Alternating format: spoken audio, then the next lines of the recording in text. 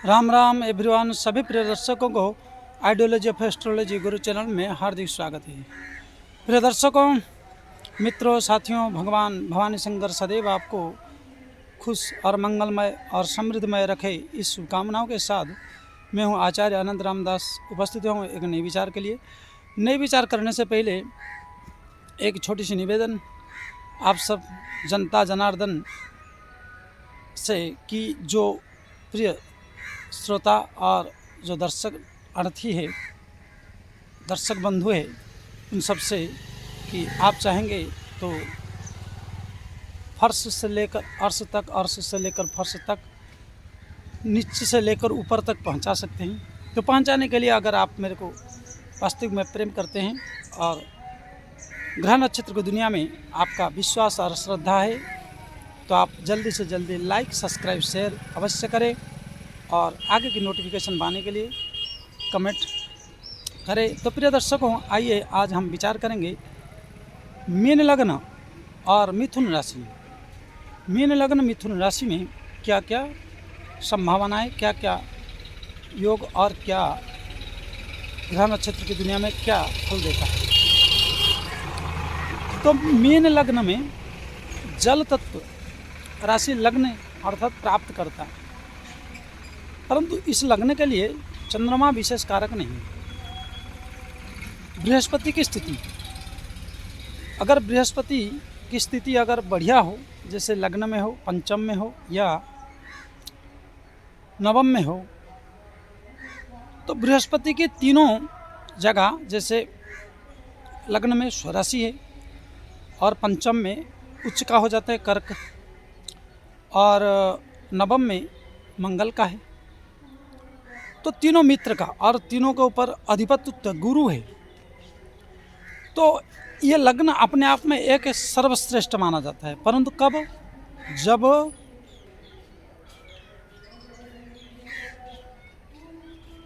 11-12 degree से लेकर 20 degree के बीच में हो, और बृहस्पति उस स्थिति में बहुत अच्छा फल देते हैं। अगर इन 3 जगहों में बृहस्पति का विराजमान हो जाते हैं तो सबसे बहुत बढ़िया उत्तम जीवन में एक रहस्यमय, क्योंकि विद्या से संपन्न, बिजनेस से संपन्न और प्लस भाग्य से संपन्न ऐसे व्यक्ति बड़े सुशील और सुंदर स्वभाव इनकी और गुण धर्म इनकी बहुत अच्छे होते हैं और एक विशेष करके धार्मिक प्रवृत्ति का होते हैं। परंतु लग्न में अगर हो तो आपको चतुरता बनाएंगे, लेकिन व्यक्तित्व में कफ जनित रोग, श्वास जनित रोग और हार्ट बीटी जैसे स्थितियों को पैदा करेंगे।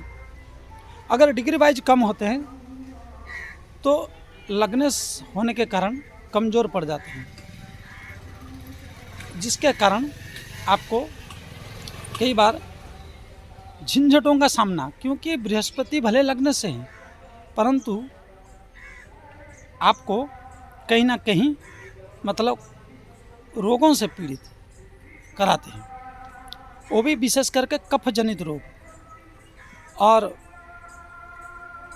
चंद्रमा की बात करें तो चंद्रमा चतुर्थ भाव में कारक बन जाते हैं, दिग्बली है, वो अपने दिग्बली स्थान पर बैठकर आपको एक अच्छा मानसिक सुख, समृद्धि और धन, वैभव, गाड़ी, घोड़े, जो आपकी इच्छाएं हैं वो 24 एज के बाद आपको धीरे धीरे प्राप्त होने लगता है। परंतु बुध का भी यहाँ रोल अच्छी कंडीशन में होना बहुत ज़रूरी है, और बुध अगर स्थिति बहुत बढ़िया है तो आपको एक उत्तम फल देते हैं। परंतु अगर चंद्रमा केंद्र में होने से या किसी अकारक राहु, शनि, केतु, क्योंकि इस लग्न के लिए 1 नंबर विरोधी है, विषोग ना बने, युति ना बने, तो चंद्रमा यहाँ बहुत बड़े उच्च स्तर पर और धन की प्राप्ति के लिए आपको योग कारक बनते हैं। और हर जगह आपकी वाणी मधुरता, हर जगह आपकी कर्म उन्नति परक और आपको सुखदमय जीवन देते हैं। परंतु यहाँ एक शर्त इस बात का है कि चंद्रमा भी पक्ष बल से संपन्न होना बहुत ज़रूरी है, नहीं तो इन सब में कमी और कृष्ण पक्ष का हुए यह आदि कुछ हुआ तो बहुत डाउन स्थिति। फिर भी मैं मोटा मोटी कहूँ तो इस लग्न वालों के लिए और ऐसे व्यक्ति की जो जातक है जन्म लिया हो, तो ये व्यक्ति है कि अच्छा जीवन की ग्रोथ जब 32 साल 32 पार कर जाता है तो एक दिव्य और भव्य धनाढ्य और एक धनवान वैभवान उत्तम बन जाता है। अगर आप में नहीं है, आप में अन्य अन्य राजयोग है परंतु फलित नहीं हो पा रहा है, तो इसका मतलब कहीं ना कहीं दुर्योग की और मार्ग दशा की अगर एक्टिविटी है तो आपको नहीं प्राप्त होगा, विलंबित होगा तो कमी होगा और आपको अच्छा फल प्रदान करने में असमर्थ रहते हैं चंद्रमा और गुरु।